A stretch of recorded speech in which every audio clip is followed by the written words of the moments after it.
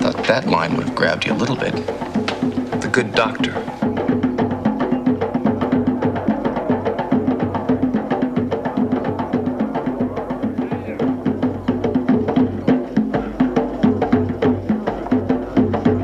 Isn't that man part of the ambassador's entourage? Yes, that's Voodoo. His right-hand man, so to speak. They've been to the club before. The ambassador's fascinated with Dr. Dove. Didn't one of his entourage have a stroke here? Suddenly passed out? Yes, he did. They happened to be sitting here at the time. And I happened to overhear the ambassador say he had a heart condition. I wonder. They certainly seem to be on more personal terms with Dr. Dove than those of just an ardent fan.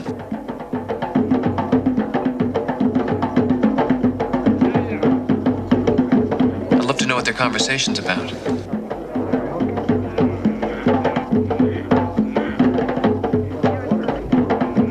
Why don't we just ask him? I'm sick of being pushed around. I want to be the pusher for a change. And there's a straightforward, kick-in-the-teeth attitude about you I've always admired. Well, thank you. You know, it takes a few nights of abuse to get in this kind of a mood, but I'm getting there pretty quick. You two had better be careful.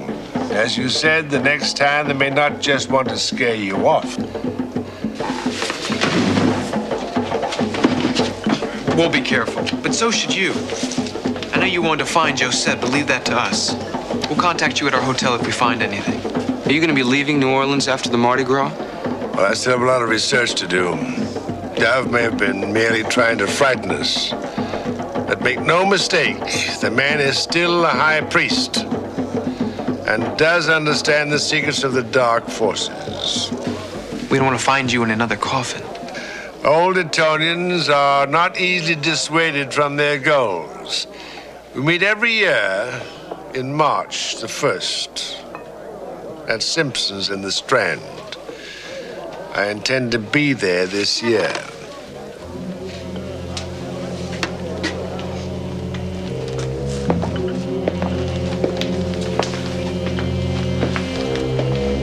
Good luck.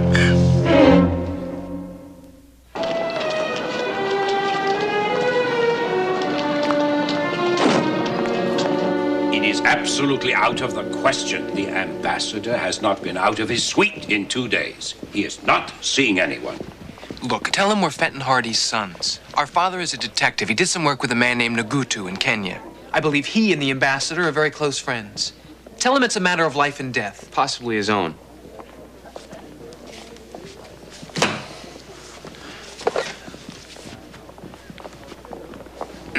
Fenton Hardy's sons. Well, I hope Nancy enjoyed Mardi Gras. Life and death. Yes. The ambassador will see you. Suite 207, second floor. Thank you. Thank you. You got a swell place here. Swell place. We're standing across the street. Have you ever been? It's lovely. Love your suit. Wes. Love the fixtures.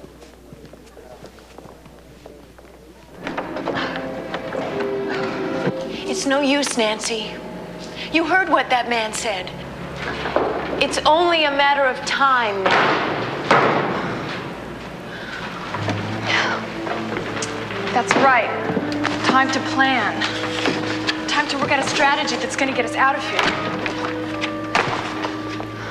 Actually, I think it was very generous of Dr. Dove to give us that time, don't you?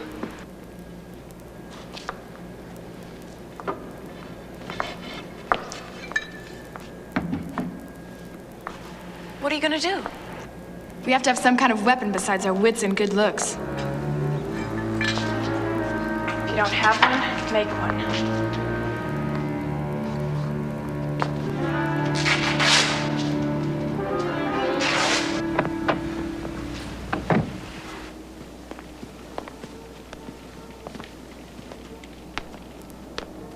Hardy boys. How do you do? I've heard some great things about your father from my friend Ngotu in Kenya. And also about his sons. I'm honored by your visit. Thank you. Please, sit down. Hold all my calls except the one I'm expecting from Washington. And please, bring me a glass of water.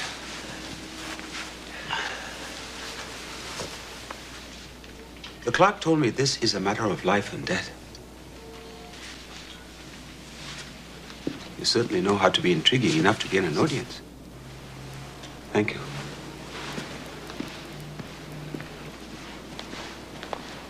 Ambassador, why are you here in this country?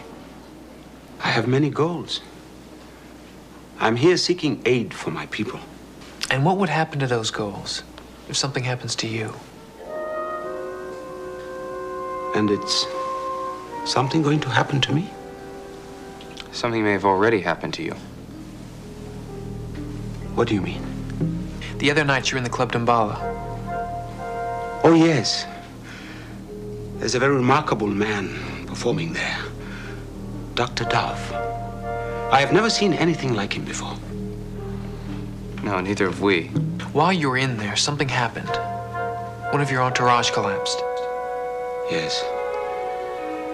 Very distressing. He's still in the hospital. They think it may be some kind of a stroke. Mr. Ambassador, we think that stroke may have been meant for you. How does one induce a stroke? You're not talking surely about a needle piercing the head of a doll? There have been some very strange things that have taken place since we came to New Orleans. Some of them may have something to do with voodoo. Then that is what you are saying. What we're saying is that your life may be in real danger. Send in Mobutu as soon as he arrives. Yes, sir, Mr. Ambassador.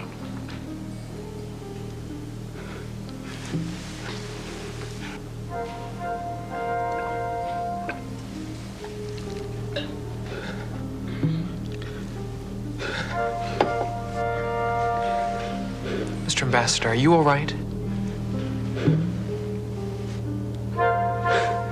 Yes. Yes, quite all right. Some sort of a virus. I've been forced to conduct all my business in the suite.